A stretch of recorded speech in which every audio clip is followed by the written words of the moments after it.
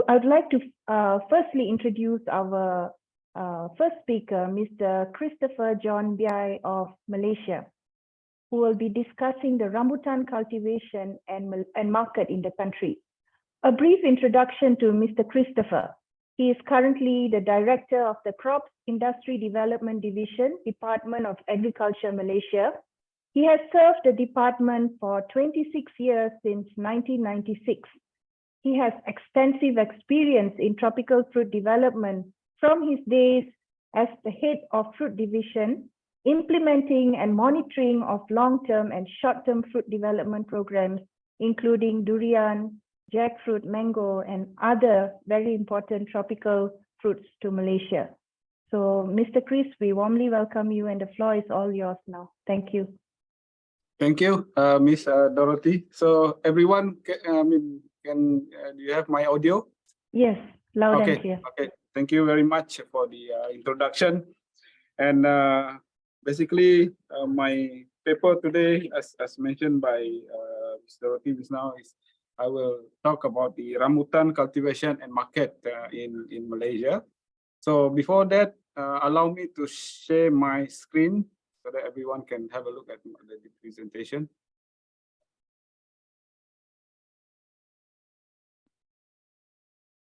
Okay, so is everybody able to view my presentation? Yes, we can view it. Okay.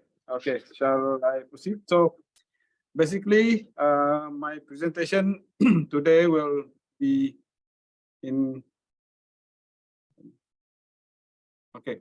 will be divided into 4 parts. Namely, the first one will be overview of rambutan industry in Malaysia.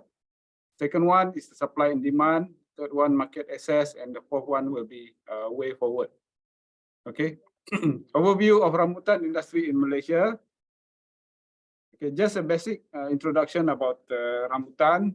As mentioned previously by our moderator, rambutan, the scientific name is Nephelium lapacum, under the family of Sapindaceae.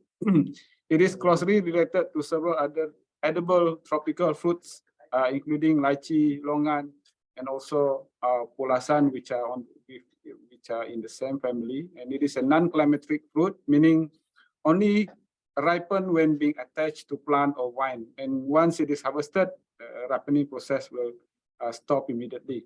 So in Malaysia, the flowering season is between from March to July. That is the first season, and the second season will be in June and November. And flowering normally will be induced by the dry weather or the dry season. But in some countries, inducing of flowering also being practiced. But in Malaysia, flowering is done or is by means of natural or by drought stress. Okay, and some nutritional facts on rambutan. So it has high in calories and also in carbohydrate. So this is an average nutrient facts about rambutan. Okay, why rambutan grow well in Malaysia? Because in Malaysia we have a suitable climate that allows rambutan to thrive. Which we have a hot and humid weather that allows it to yield twice a year, that we have 2 seasons per year. And effort is been ongoing to have new varieties that is resistant and also early yielding varieties. So we are in effort of producing new varieties also. Okay, so far in Malaysia, we have registered about 52 varieties of rambutan, and the 5 of the most popular variety planted by our farmers here in Malaysia is the R193, the Deli Baling, which is the red variety, and the second one is the R191, Anak Sekolah, or is also is similar or is also known as Rongren in Thailand, which is also the red variety. And the next one is the R170 or the Deli Cheng, which is also the red variety, and followed by one R162 Ohio, which is also a red variety. And the fifth popular variety that we have in Malaysia is the R195 Mua Gading, which is yellow in color. So these are the popular variety planted by our farmers in Malaysia. Okay, and beside that five popular variety, the Malaysian Agriculture Research Development Institute, or MARDI, they are also introducing two new varieties, which was introduced in 2019. It is the AG28, or locally known as Mutiara Merah, and also the GB44, or the Mutiara Wangi. The AG28 variety has this characteristic of early season fruiting with high yield. Meanwhile, the GB44, also early season fruiting, also has a high yield, but a bit aromatic, crispy, and has a dry filling. And only a small amount of the tester attached to the filling. So I guess the more detailed explanation about this variety will be explained by one of our speaker also later in the webinar. So according to the user feedback, these two varieties has a positive feedback from our user, so meaning it is good for commercialization. Okay, so the Department of Agriculture in the 11 Malaysia plan from 2016 and 2020 also developed an area for rambutan, which we call a Rambutan Cluster Development Program. So in these 5 years, we have developed about almost more than 300 hectares of rambutan, and involving about 620 farmers that produce about 3,000 metric ton in 2020. And most of these areas are rehabilitation of the current or existing farm of our rambutan farm. So only small portion, about 10 to 15%, are the new planted areas. So that's why we are having the yield in total 2020. Okay. This one is the current hectareage that we have in Malaysia in the 12 Malaysia plan. So in 2021, the planted area under rambutan is about almost 15,000 hectares, and increase in 2022 since we are having this cluster program. So we are increasing the new area for rambutan, and it's almost about 2,000 hectares that we include in our program. And in 2023 until 2025, the hectareage is almost consistent, because we are focusing on the rehabilitation program of the existing farm.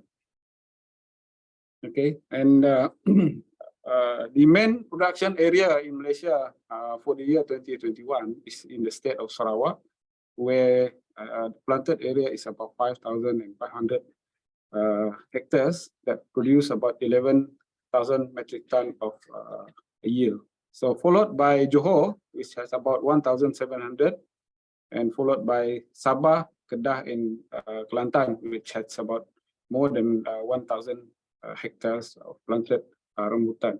So these are the 5 main states that produce rambutan in Malaysia. Okay, so the price in 2022, the local market price of rambutan, as you can see in this table, I'm referring to the anak sekolah, or the Rongrien R191. As you can see, in 2021, the price, the farm price is about RM2.90, or equivalent to 65 US cent. Meanwhile, in 2022, the farm price increased to about 50 cent, and is equivalent to 77 US cent. Meanwhile, as you can see, the wholesale price from the farm gate price in 2021 increased about not increased. It is about 4 ringgit and 90 cents. Meanwhile, in 2022, the price is a bit less, that is 4 ringgit and 75 cents. This is due to the availability of other fruits during that time, during the season. So the popularity of rambutan as compared to durian, it will be less people consuming rambutan during durian season. So that's why the price has gone down to about 4 ringgit 75 cents compared to the other year. Okay, and the retail price is about 7 ringgit 80 cents in 2021. Meanwhile, in 2022, the price is about 6 ringgit and 80 cents. So it's about 1.52 US dollar. So that is the local price of rambutan in Malaysia for 2021 and 2022. Okay, supply and demand. Okay, utilization of rambutan in 2021 in Malaysia. So in 2021, the rambutan production in Malaysia is about 55,627 metric ton. Meanwhile, our consumption is about 57,754 ton. The consumption per capita is about 1.6 kilogram per year, meaning each person in Malaysia is consuming about 1.6 kilogram of rambutan per year. And with that production in 2021, our self-sufficiency ratio is about 99.4%. That is almost 100%. So we have enough supply of rambutan domestically. And beside that also, beside the high SSR level, we also importing rambutan from our neighboring country, especially from Thailand. So our import dependency ratio is about 3.8%. It is equivalent to about almost 1,800 ton that we are importing from Thailand. So this is the basically the overview of the utilization of rambutan in Malaysia. So next will be market access. So the two major importing countries of Malaysian rambutan is Singapore and Brunei. As you can see here, Singapore is importing about 1,800 ton of rambutan from Malaysia, which is equivalent to about 3 million ringgit, and followed by Brunei, about 650 kilograms, about 9,000 ringgit. So this is the two major importing countries that import rambutan from Malaysia. Okay. Okay, and the next slide is the rambutan export statistics for the past, for the past 5 years. So when we see in 2017, the export is about 1,445 and increased to 2,156 ton in 2018. But there's a slight decrease in 2019 to about 1,634 ton, and also further increase in 2020. This is mainly due to the widespread of the pandemic, COVID-19 pandemic. So consumption of rambutan is much more less than when it is before the pandemic. And in 2021, it increased back to about 1,800 metric ton, our export. So this is the after the COVID-19 pandemic. So it shows almost half of the volume of export in 2020. Okay, and as we can see here in these slides, so rambutan is everywhere. So it is found in Canada. It's also found in the United States, in Chicago, where they are importing rambutan from Mexico. And in the US, they are importing from Guatemala and also from Mexico. And the price stated, rambutan has a higher price in the United States. So it's about $6 US in the United States. And also, it is exported to Turkey and also to China. So our fresh rambutan export to USA application has been a while that we apply to export rambutan to US. It is in 2006, but it's still under negotiation until now because United States, they are imposing a very tight phytosanitary requirement that they have to fulfill. Meanwhile, export freeze-dried rambutan to China has been approved for about 8 years ago in November 2018. Okay. So the market access for durian from Malaysia and some other fruits also are shown in this slide. So those traditional trading partners countries with less tight phytosanitary requirements are from the neighboring country, especially Hong Kong, Singapore, Brunei, Canada, Taiwan, Indonesia, Arab Saudi, Iran, United Arab Emirates, the EU, and also United Kingdom, where those fruits or those tropical fruits that we export to this country has very less tight requirement. So the fruits that we are exporting to this country are watermelon, papaya, starfruit, durian, banana, pineapple, mango, guava, rambutan, and also mangosteen. And besides these traditional trading partners, we also other countries that we have tight phytosanitary requirement, especially Australia, China, Japan, Korea, United States, and also New Zealand. So those fruits that has market access to these countries are durian, watermelon, mango, mangosteen, pineapple, and also rambutan. But rambutan is still under negotiation to the US, especially the fresh one. Okay, next. So for export, there are some export requirement required by the importing countries, especially in terms of field management. So one of the major requirement from the importing countries is the farm and facility registration. So in Malaysia, here we have this MyGap, or the Malaysian Good Agriculture Practice, that each farm that plans to export rambutan to other countries must be registered under this scheme. In Malaysia, we call it the Malaysian Good Agriculture Practice.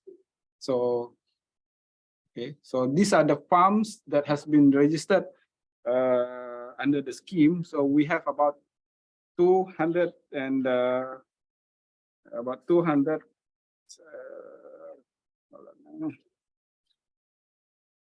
we have about 206 hectares of farm that has MyGap certification or involved in our scheme. And out of 206 hectares, about 10% is monocrop. That is about 20.5 hectares are monocrop. Meanwhile, the others acreage, that is 185.83 hectares, are multi-crop, which is mixed with some other short-term crops in the field. This is the monocrop is mainly those farmers that has bigger acreage of land, meaning they are planting rambutan and some other crops, fruit crops in the same area, but they have a bigger area than those who are having multi-crops, because those farmers who are having smaller land holding, they are putting the land into a maximum utilization of planting rambutan and also some other short-term crop in the field. So these are the acreage of farm that has been certified under the MyGap certification. As you can see here, Sabah has the highest acreage of rambutan farm that has the MyGap certification, followed by Pahang and Johor. Okay. So besides the farm and facility registration, the second export requirement is quarantine treatment. So All type of treatment should be carried out before any importation to the importing countries to meet the requirement of the importing countries, and also to exterminate pests from the fruits. Okay, so the third requirement is the documentation requirement, meaning DOA, we have our phytosanitary certification before exporting, and pharma also, they are having their GPL, or the grading, packaging, and labeling requirement. And MAKIS is the, and by the way, pharma is the Federal Agriculture Marketing Agency, one of the marketing agency in Malaysia. And MAKIS is the Malaysian Quarantine and Inspection Services. They are the one who issuing all the permits, import and export permit in Malaysia, and also the custom, which is looking into the duty of all the export and import products. So these are some of the agencies and departments involved in the documentation. And the fourth export requirement is the standard. So, as I mentioned just now, pharma, they are imposing the GPL, the grading, packaging, and labeling standard. SIRIM, which is overlooking at the fresh the specification. So we have the Malaysian standard for the fresh rambutan specification issued by SIRIM. And also, beside that, other Asian countries also, they have their own standard for export and for import. And also we have to follow to the Codex standard also for exportation. Okay, basically in Malaysia, the most popular variety for export is the 191 variety, R191 variety, which is registered under the name of Anak Sekolah. As I mentioned just now, it is similar to the one that is planted in Thailand, Rongwen. This variety has a short shelf life of about 4 days in ambient temperature. Meanwhile, it can last for about 10 days in 10 degrees centigrade cold storage. So once after that, the skin will dry up, the hair will turn black, and fungal infection occurs after 4 days of storage, especially in ambient temperature. So out of these 6 maturity index for export, so we are using the standard for export of rambutan we are using is index number 3 and index number 4. That is the index for export. Okay, so I just want to share with everyone regarding the export. So we have done our mock trial rambutan export to the United States in July, but since at this time the COVID-19 has hampered our effort to send those rambutan to United States, and according to the United States requirement, we need to invite those auditees to come to Malaysia to have a look at our farm before we are being able to, or before they can approve the exportation of rambutan to the United States. So these are the stages of this the trial that we done for exportation to the United States. So stage number 1 is the harvesting of the fruits in the farm. So the fruit during harvesting should not be in contact with the ground. So we're putting netting under the tree so that the fruit harvested is not in contact with the ground. And then the second part is the grading of these fruits according to the maturity index. As I mentioned previously, we are grading it to index number 3 and index number 4. And after grading those fruits into maturity index, we are transporting it to the treatment center. That is the 3rd stage. Okay, and followed by the 4th stage, washing and drying of those fruits to eliminate all the dirt and also debris inside that is harvested together with the food. And after washing and drying is done by fan drying or natural drying in our facilities. And The next process is grading and packaging. Grading here is to see whether to check the quality and also the deformed fruits. So those deformed fruit will be discarded from the packages. So after grading, it will be packed in a paper box for treatment. So we have facilities that US require us to do treatment that is gamma irradiation. So before entering into the facilities, the gamma facilities, those shipment or those boxes has to be insect decontamination before it's being treated for irradiation. Okay, so the irradiation process basically the irradiation process is done in the Malaysian Nuclear Agency because we have facilities there for the dosing process. So dosing mapping, the minimum dose that we are applying to the fruits is about 450 grays, and maximum dose is about 825 grays.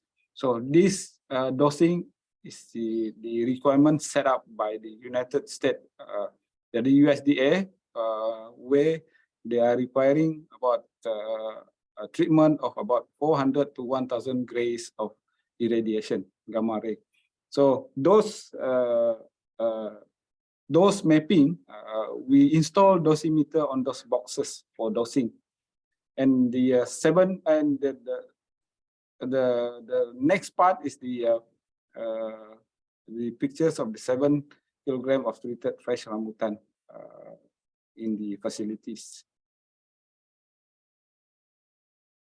Okay, so the 10th stage is they are stacking the irrigated rambutan in boxes and ready for transport by air to the US. So this is the mock trial that we've done in 2020. So the challenges for export. So the rejection of the use of low density polyethylene packaging plastic material imposed by USDA. So that's why we are using the paper box, which is much delicate to handle, and also inquire or need more cost for transportation. And also the USDA also require insect-proof irradiation treatment center, which we have it in the Malaysian Nuclear Agency. So that facility itself costs about almost $500,000 to set up. And also the service cooperation agreement between Malaysia and US is still under draft because we have not get the full access, market access to export to the United States. Issues and challenges for exporting. So firstly, because of the strict phytosanitary requirement of importing countries, especially the US, so we have to comply to those requirements by USDA. And the second issues or challenges that we see during this mock trial is that long market processing time, meaning our rambutan will reach US more than 1 day. About the flight itself is about 20 to 30 hours from Malaysia to the United States. And also we are looking into post-harvest technology to prolong the shelf life of rambutan. So far, we only can keep it under 10 degrees Celsius for about 10 days. So we are looking into technology that we can prolong the shelf life so that we can export to other countries also. And the other issues is that labor shortage and skilled workers. Since in Malaysia, we have most of the farm in Malaysia do employ foreign workers to run the farm. And the fifth issue is that provision for inviting quarantine officers of the importing country. Since 2020, we have not invited the USDA to inspect our farm and to do auditing in our farm for the export. So that also require cost for the exporting country, especially Malaysia.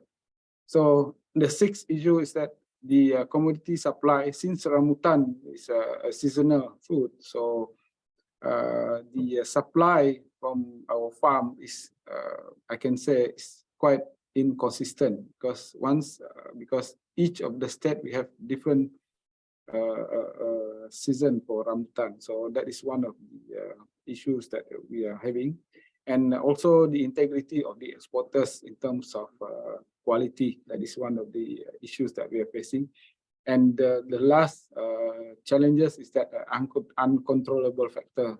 As I've mentioned, we should look into a better technology or research to get this rambutan longer shelf life and consignment hall and etc. So these are the few issues and challenges that we're facing for exporting rambutan. And finally, the way forward. So yeah, way forward. The Department of Agriculture, as I mentioned previously, we have our projects in the 11 Malaysia Plan and the 12 Malaysia Plan, focusing on rehabilitation of existing areas, the farm, the existing area to increase productivity. And the second strategies that we stress in our Malaysia Plan is to the expansion of new areas with new varieties. As I mentioned just now, we have two new varieties that is very good or that is acceptable by users to be commercialized. And thirdly, we should increase our production for export. And yeah, I mean, in the 12th Malaysia Plan from 2021 to 2025 for the 5-year plan project. So we have this long-term crop development project under the Ministry of Agriculture and Food Security, and rambutan is one of the focus crops or focus food crops to be developed for mainly for export. So we in the Department of Agriculture trying hard to increase production for export and to reduce import dependency. So basically that is the last slides and for me for my presentation. And before I end, I would like to share one video that we have compiled for during the mock trial export to US, and I hope everybody can have a look and see what we did in 2020.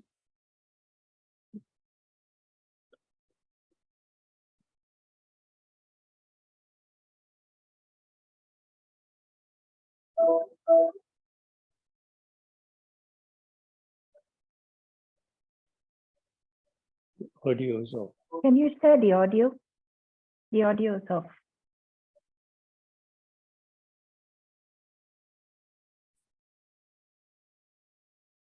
There's no audio.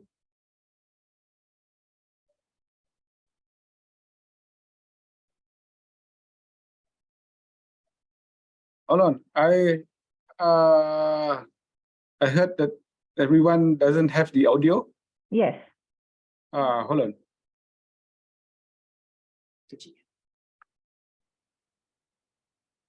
Hold on, hold on. Some, hold on. Tolong cepat.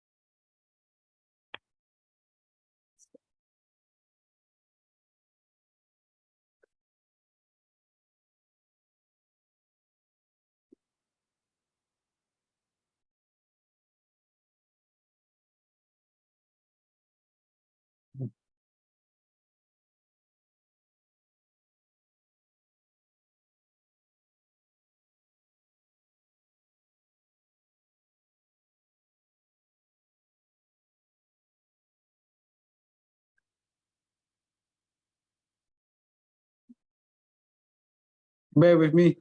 Sorry. Okay, we'll wait.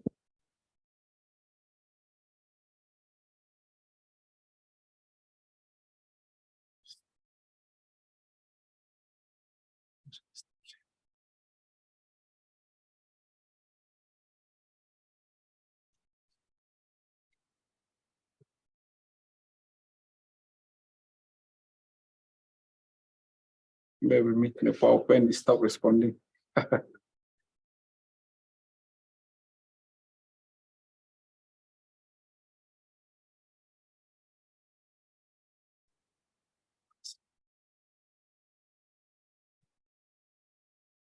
Maybe we can go without the sound. Yeah, sorry, Jacob. Just now it works perfect, but now my computer, the PowerPoint. is not- I yeah. think we just go ahead. Go ahead. I think it's okay without the sound. Go ahead. So maybe you play the video without the sound. I think it's fine. Is it okay? Hold on. Hold on. Okay.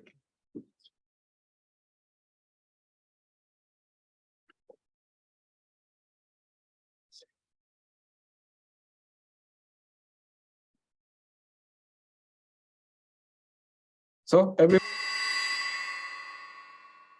Okay, that's audio. there's audio? Yes. Yes.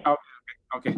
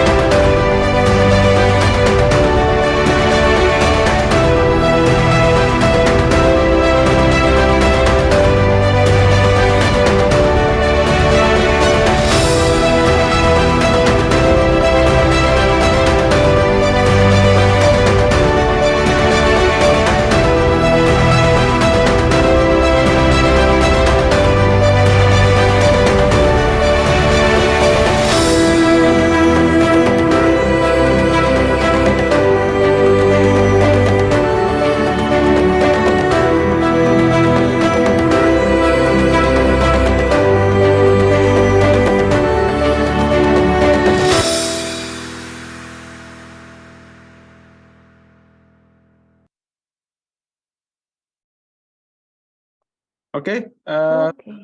Ms. Dorothy, so that is the end of my presentation, and back to you. Thank you very much. Thank you very much. Thank you very much, Mr. Chris. That was indeed an insightful presentation and sharing.